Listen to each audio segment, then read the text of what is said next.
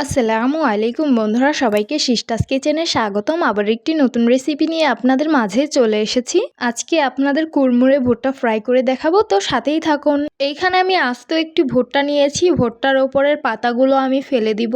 ভুট্টাটা কচি ছিল কিন্তু কালারটা হলুদ কালার হয়েছে। এখন একটি আমি ছুরি দিয়ে এটাকে কেটে নিব। ভুট্টা কচি ছিল কিন্তু ভুট্টাটা যেটার ভিতরে হয় সেইটা কিন্তু অনেক বেশি শক্ত ছিল, তাই আমি অফ ক্যামেরায় কেটে নিয়েছিলাম। এইভাবে আমি গোল করে চাক করে কেটে নিয়েছি। তারপর একটি টুথপিক নিয়েছি, তারপর ভুট্টাটার ভিতরে সুন্দরভাবে গেঁথে নিচ্ছিলাম। আপনারা একবার দেখলেই বুঝতে পারবেন আমি এটা কিভাবে করে নিয়েছি। বেশি জোরে চাপ দিলে কিন্তু টুথপিকটা ভেঙে যাবে।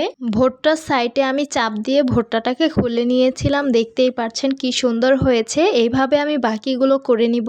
এই তো সবগুলো ভুট্টা আমি টুথপিকে গেঁথে নিয়েছি। এখন আমি এগুলোকে সিদ্ধ করতে চলে যাব। একটি পাত্রে আমি পরিমাণ মতন পানি নিয়েছি, 1 চামচ পরিমাণ লবণ দিয়ে দিলাম। গেঁথে রেখেছিলাম ভুট্টাগুলো, সেগুলো এখন দিয়ে দিলাম। তারপর সিদ্ধ করতে বসিয়ে দিব। ভুট্টাগুলো আমি 80% সিদ্ধ করে নিয়েছি।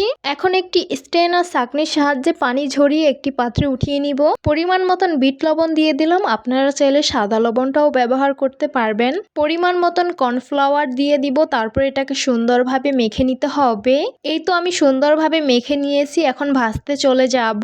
চুলায় আমি আগেই তেল গরম হতে বসিয়ে দিয়েছিলাম। এখন ভুট্টাগুলো দিয়ে দিব। তারপর সুন্দরভাবে নেড়ে নিতে হবে। আগে তো সিদ্ধ করেছিলাম 80%, এখন 20% ভেজে নিলেই হয়ে যাবে। এই তো ভুট্টাগুলো আমি সুন্দরভাবে ভেজে নিয়েছি। এখন স্ট্রেনার ছাঁকনির সাহায্যে তেল ঝরিয়ে উঠিয়ে একটি পাত্রে রেখে দিব।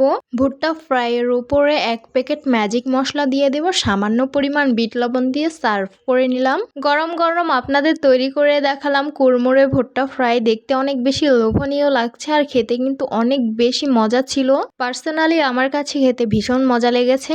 আপনারা অবশ্যই একদিন বাসায় ট্রাই করবেন। তো আশা করছি আমার আজকের রেসিপি আপনাদের কাছে অনেক বেশি ভালো লাগবে। ভালো লেগে থাকলে আমার ইউটিউব চ্যানেলটি সাবস্ক্রাইব করবেন, আর যারা আমার ফেসবুক পেজ থেকে দেখছেন পেজটিকে ফলো করবেন।